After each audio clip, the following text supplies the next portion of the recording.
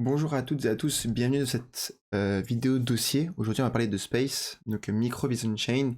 Je ne pense pas que la majorité d'entre vous connaissent ce projet. C'est un projet qui a fédéré une jolie communauté sur Twitter notamment.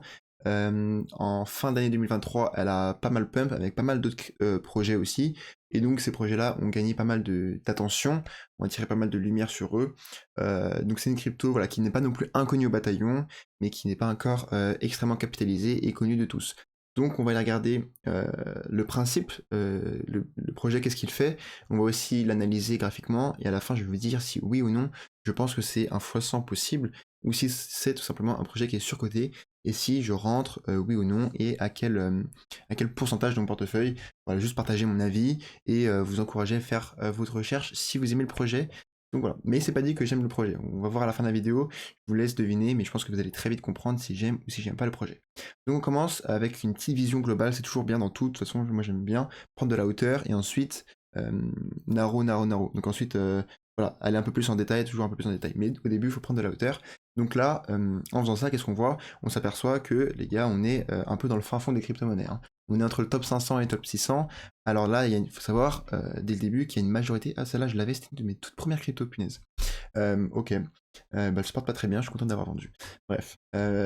C'est là-dedans, il y a énormément de cryptos qui sont des cryptos zombies. Et ceux qui ont de l'argent là-dedans, il y a des grandes chances qu'ils perdent tout à horizon 1 ou 2 ans et que ces cryptos ne délivrent absolument rien. Ok. Cependant, dans ces cryptos, il y a aussi des très bons projets qui sont encore sous les radars et qui vont taper des x100 et voilà, on va dire x100 pas plus, mais des x50, des x100.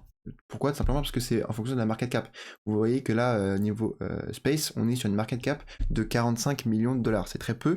Pour que ça fasse un x100, ce serait entre guillemets que uniquement une market cap à 4 milliards en top de bull run. Et c'est pas une market cap qui semble non plus aberrante dans le top de bull run qui nous attend. Deuxième précision sur moi. Je suis très bon. Pour l'instant, mon track record est très bon dans mes investissements pour les projets qui sont petits, voire moyens, ok.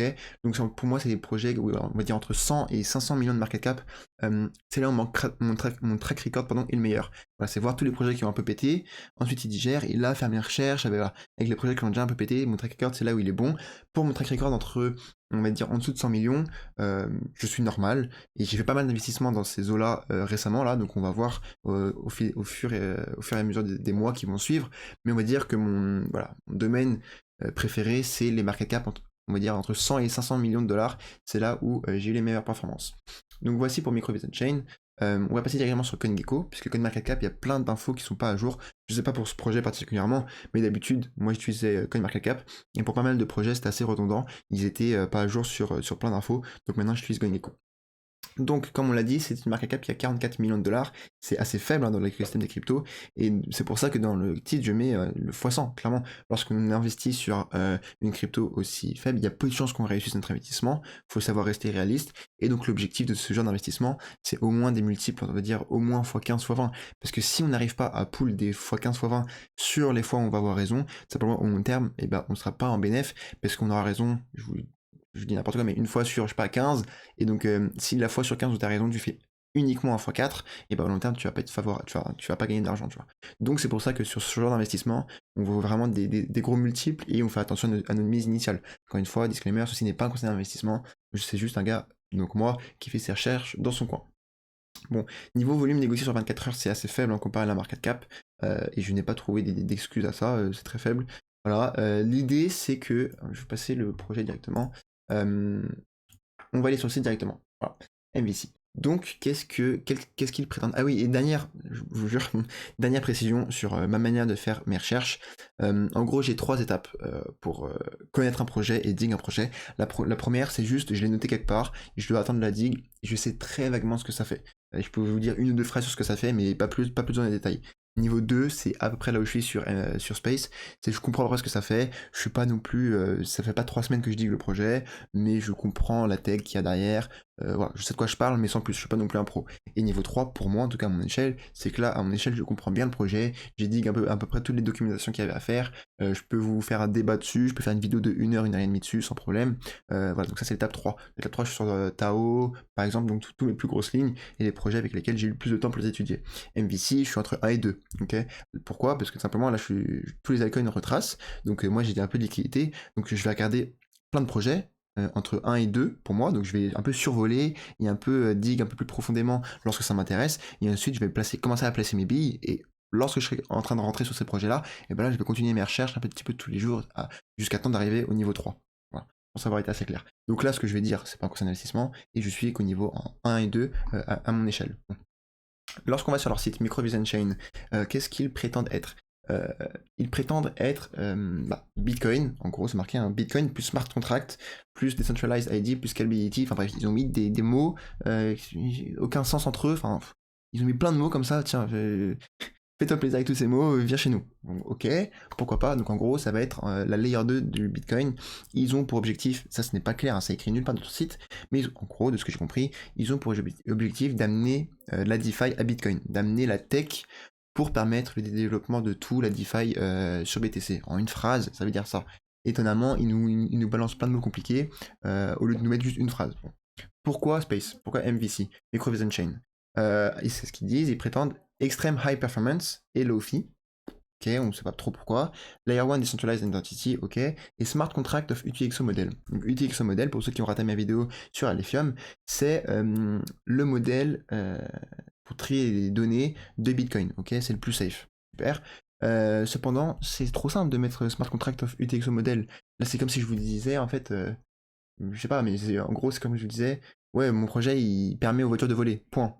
Bah non, tu vois, si pour permettre aux voitures de voler, il faut que je fasse des réacteurs, machin, que je calcule la vitesse du vent, etc. C'est énormissime à faire. Et là, ils me disent, voilà, je permets aux voitures de voler, c'est tout. Ok, je sais pas comment, parce que le modèle du TXO, il n'est pas le plus adapté pour le développement de smart contracts. Pour le développement des smart contracts, le plus adapté, c'est le account model d'Ethereum. Et c'est pour ça qu'Ethereum est en account model. Sinon, si on pouvait faire de la DeFi sur Bitcoin, et bah tout le monde le ferait, parce que c'est l'idéal, et on reviendrait à la source, et encore une fois à la vraie révolution qui est Bitcoin. Donc, j'ai un point positif après à parler, parce que là je balance quand même pas mal de points négatifs. Et donc ça, on va dire, c'est ce que résout Alephium, projet qu'on a étudié il y a quelques jours, mais sauf que Alephium, c'est pas simplement UTXO, c'est pas un mot qu'ils ont balancé comme ça, ils ont un certain modèle propre à eux, ils ont toute une doc derrière, et ils ont toute une solution, toutes des théories pour résoudre un gros problème. Eux, ils me balancent juste la solution, et je ne sais pas ce qu'il y a derrière. De ce que j'ai compris, attention. Voilà. Donc voilà. Premier point, je comprends pas trop ce que ça. Enfin, je comprends ce que ça veut faire, mais je comprends pas comment ils espèrent le faire. Bon. Ensuite, qu'est-ce qu'il y a sur le site? L'écosystème, on peut passer à l'écosystème. Ah oui, donc l'écosystème, ils prétendent, encore une fois, sur Telegram, etc., sur tous les docs, bridger les assets de BTC à Space. Donc en gros, ils veulent être. Ils s'appellent une Layer 1, mais en réalité c'est une Layer 2 sur Bitcoin, où ils veulent encaisser toutes les transactions, toute la DeFi sur cette blockchain-là. Et en fait, c'est pour ça qu'ils sont aussi, dans leur optique, c'est un space est égal à un BTC. Ils ont 21 millions de space, c'est du proof of work, c'est ce qu'ils disent, mais c'est pas si vrai que ça. Parce que sur Twitter, même eux, où est-ce qu'ils s'autoproclament, ils disent qu'ils sont fair lunch. Est-ce que je vous ai des exemples de Twitter? Pas encore. Mais ils s'autoproclament fair lunch, proof of work, euh, parité à des assets avec BTC. C'est faux, les gars. C'est juste une chain à côté qui prétend tout ça, mais pour l'instant, il n'y a rien qui marche. Pareil, leur gros argument de force, c'est leur bridge. Leur bridge ne fonctionne pas. Donc, j'essaie d'avoir plus d'infos, etc. Mais bah, ok, ça fait pas 4 jours que je suis dessus, mais vite fait, d'un coup d'œil, je n'ai pas vu. Donc là, simplement, quand je vais dessus, je vais changer 1000 USDT, qui est leur plus gros force de frappe. Je ne peux pas parce qu'il n'y a pas la liquidité. Imaginons si j'avais vu, voilà, un DEX, donc super, parce que l'idée, voilà, c'est d'avoir de la DeFi sur Bitcoin, bah, c'est avoir un DEX sur Bitcoin et des projets qui se créent sur toute la blockchain Bitcoin. Et si on arrive à faire ça, c'est clairement le futur, moi je pense. C'est clairement une narrative qui a beaucoup de puissance, je trouve, la DeFi sur Bitcoin, et je pense qu'il y a beaucoup de projets, donc dont Space, qui est clairement cette narrative-là, qui vont bien profiter. Et je pense que c'est pour ça qu'elle s'est beaucoup appréciée au cours des derniers mois, mais lorsqu'on digue un peu, et ben il n'y a absolument rien. Là, par exemple, il y a un DEX, ok, bah, il y a 4000 $ dessus, quoi, dans la liquidity pool. lorsque je vais changer du Space et de l'USDT, donc Space il y en a 200, c'est rien, et il y a 4000 USDT, c'est absolument rien pour, en termes de liquidité, quoi. Et donc, quand un investisseur, il faut regarder la liquidité, le hash rate lorsque c'est du proof of work, etc. Et je suis désolé de le dire, mais de ce que j'ai vu, pour l'instant, il marque des points nulle part. Donc, je pense que de cette vidéo, il y aura beaucoup de fans, d'amateurs de ce projet-là qui vont regarder la vidéo. Et je tiens à préciser que je suis archi ouvert à correction. Si j'ai faux sur toute la ligne, dites-le moi, je ne pense pas. Mais voilà, corrigez-moi si je dis des trucs faux, etc. Après, je comprends que l'écosystème soit extrêmement faible. Est-ce qu'on est au tout début du projet, ça vient de naître, etc. Oui, c'est vrai, mais bon, quand même, moi, j'ai pas envie d'investir. Je vous le dis, à la base, j'avais 6000 $ à investir, même un peu plus, donc 7000 $ à investir pour ce projet-là. Clairement, je pense que vous l'avez compris, mais je vais pas les mettre. On y arrivera le graphique ou pas, peut-être que je vais mettre un petit billet, mais clairement pas du tout autant euh, que ce que je voulais mettre initialement. Donc Bridge marche pas, Dex marche pas, ok, bon après on peut dire que c'est le début du projet, pourquoi pas.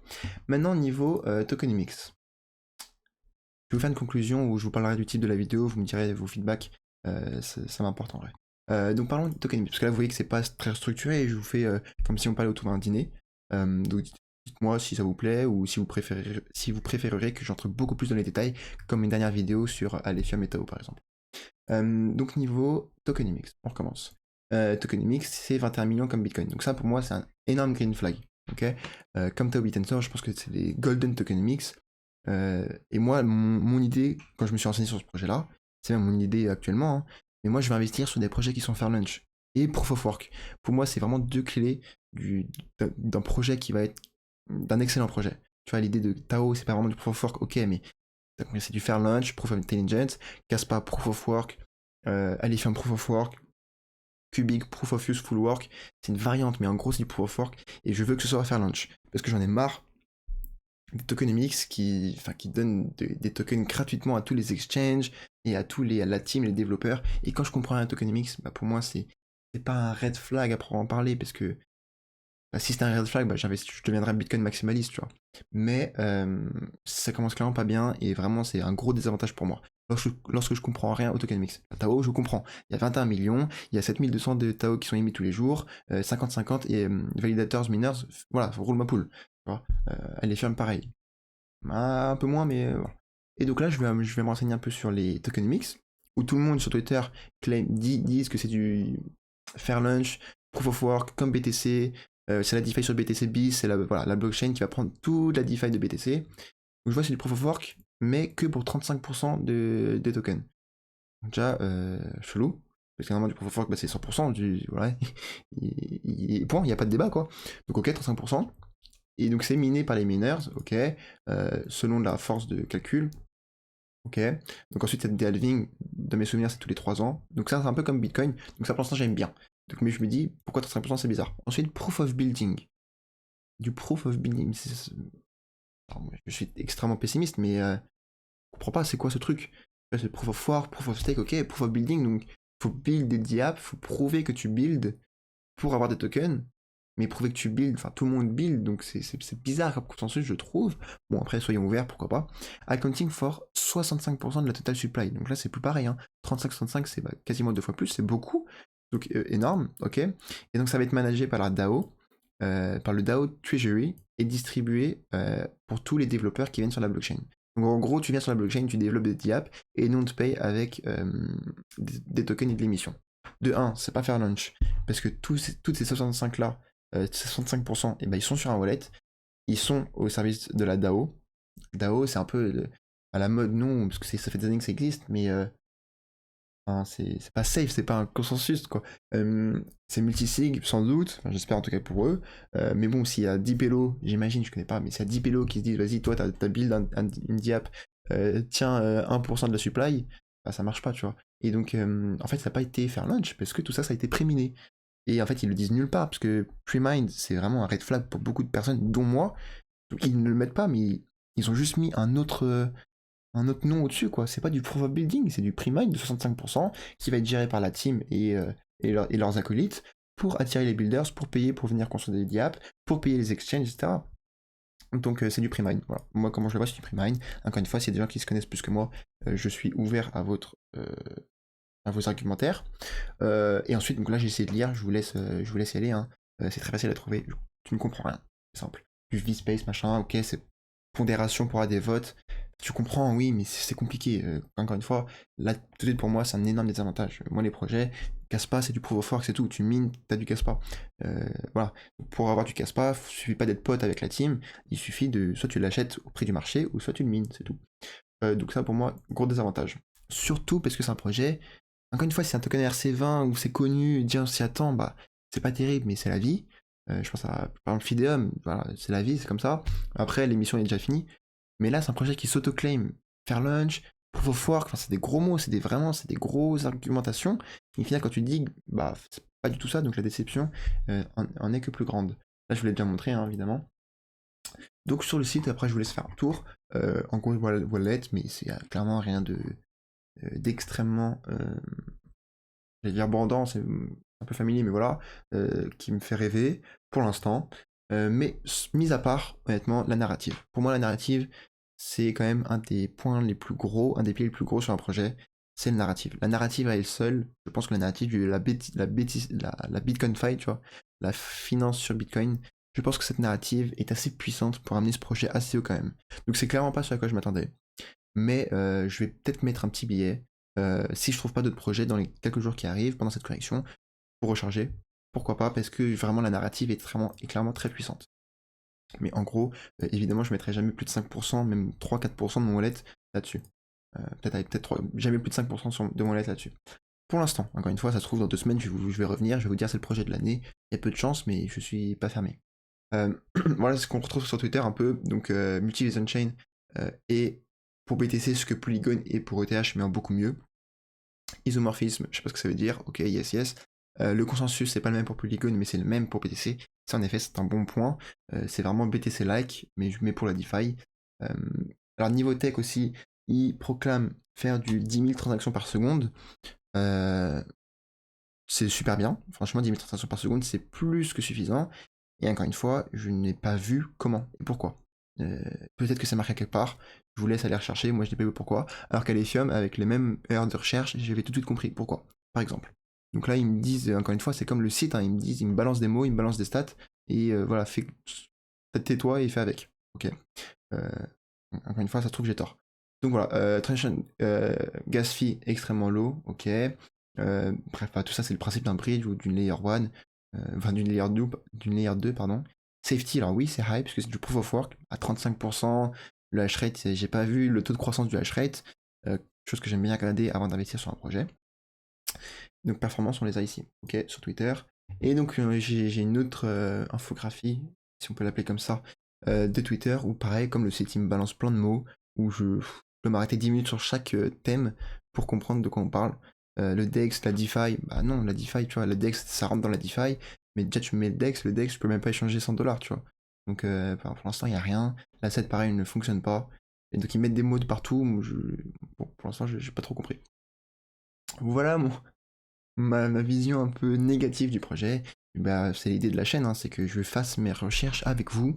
Donc là, vous allez être vraiment avec moi. C'est un projet, j'ai fait mes recherches, c'est rare, mais je n'aime pas du tout le projet. Bah, je vous le partage simplement. Si vous en avez vu passer, ou si ça vous intéresse, et que vous voulez dig et que vous pensez le contraire de moi, bah voilà, je vous partage. L'idée, c'est quand même que je vous partage plus souvent des projets que j'achète et que j'aime bien, mais pourquoi pas vous le partager aussi quand je n'aime pas. Niveau graphique, en revanche, c'est pas mal. Là, c'est un des bons côtés, mais il ne faut pas, et moi c'est mon cas en tout cas, je n'achète pas qu'un graphique.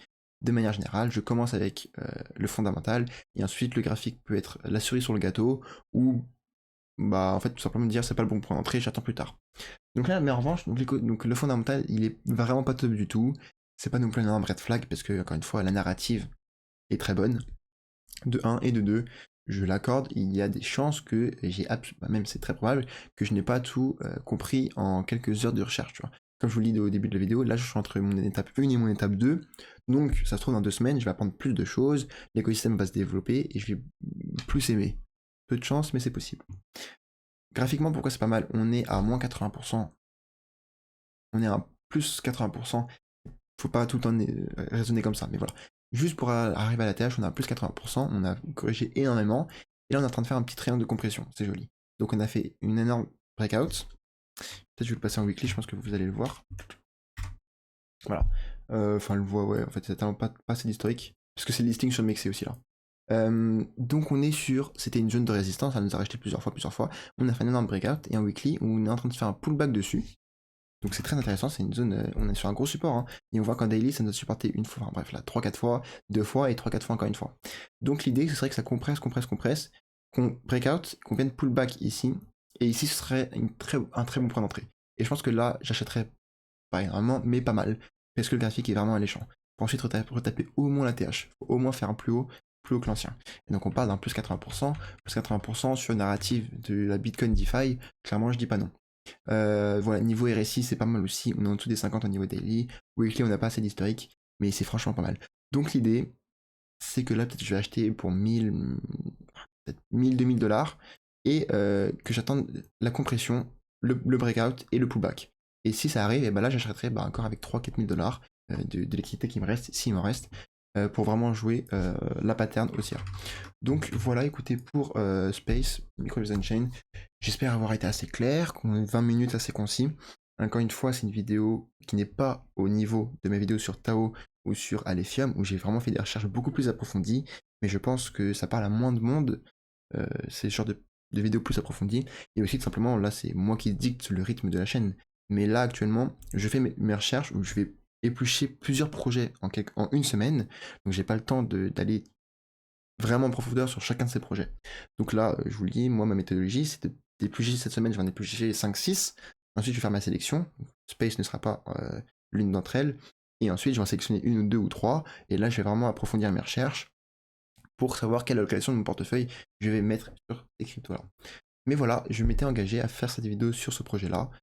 Donc je l'ai faite. Je ne suis pas extrêmement fan, comme vous l'avez deviné. Et vous avez tout mon ressenti, toute ma manière de penser. Encore une fois, si je me trompe ou si vous avez un argumentaire opposé, faites-le moi savoir en commentaire, ça me fera plaisir d'échanger avec vous et d'apprendre de vous, pourquoi pas. Sur ce, je vous dis excellente soirée, je vous dis à demain pour la quotidienne, ciao.